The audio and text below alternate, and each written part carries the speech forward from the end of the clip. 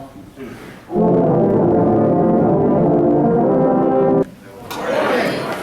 Nice to see so many cheery faces on a nice day. Probably one of the best days we've ever had for a Tuba Christmas. The second or third year that I did one of these, about 1980, it was 13 degrees. And we went out in front of the bank, and we played one number, and the valves all froze up.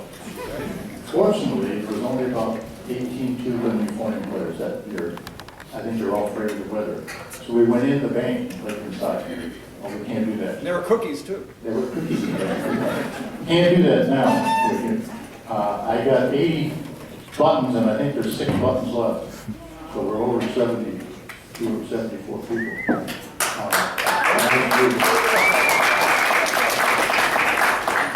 Do we have anybody in here that is under age 10? Anybody under age 10? Of anybody at 10 years old? There's one. Okay. All right. Now, this is called true confession. Is there anybody in here over 65? Besides you. Besides me. 65. Okay, so you're 64 and a half? Okay. That's the nice thing about playing a musical instrument, is that you can have all different ages. In the municipal band here, we have our oldest player is 93, and our youngest player is high school, 17 years old. There's quite an age gap. In fact, for 1 year, they sat side by side. And I don't know of any other activity that you can put that much of an age gap between them and all do the job equal. It's great.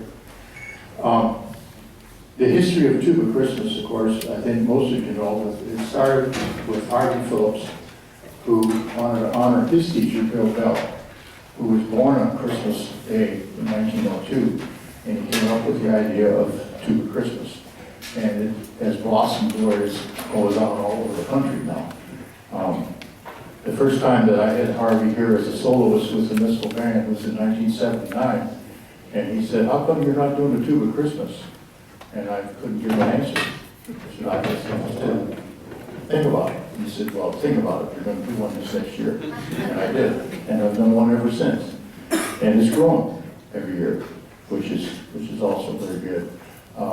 That began a very good friendship with Harvey.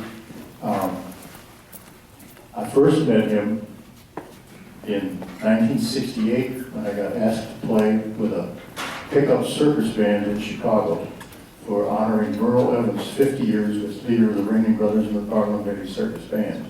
And this was like a who's who. It was unbelievable, the amount of talent in that band. The rehearsal was at 11 o'clock at night at the Sherman House in Chicago. And I came in from the back, and there was a bass drum and a bunch of percussion people like Ludwig, Slingerland, Haskell Haar, all the names, Shabante, who played with Merle.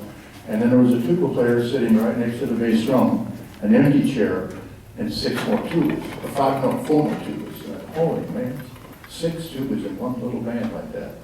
Well, the guy next to the bass drum was Bill Bell.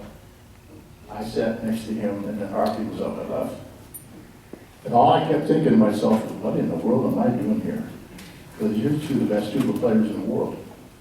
And you know what? I never played better. I never played that well again, but I'll tell you what, that's something between those 2 guys. It was unbelievable. Unbelievable experience. What I'd like to do today, first of all, euphoniums. Raise your hand, euphoniums, okay? How many of you are going to play the top euphonium line? The top. 1, 2, 3, 4, 5, 6, 7, 8. How many of you are going to play the rest of you play the lower one? Okay, that's good. Tubas. Raise your hand. How many of you will play the high tuba part? Okay, good. Then we can recover. The rest of you on the lower part. I'd like to warm up and start with number 1, Adesta Fidelis, and then we're going to go back and do number 20 and on with Bill Bell. Let's start with, this will be a good warm-up number for us. We'll come on, please.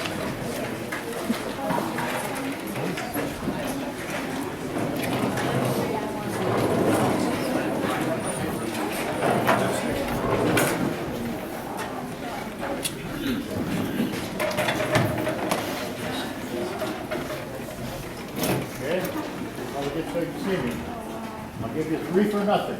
Pick up those in the roll tuba. Okay? 1, 2, 3.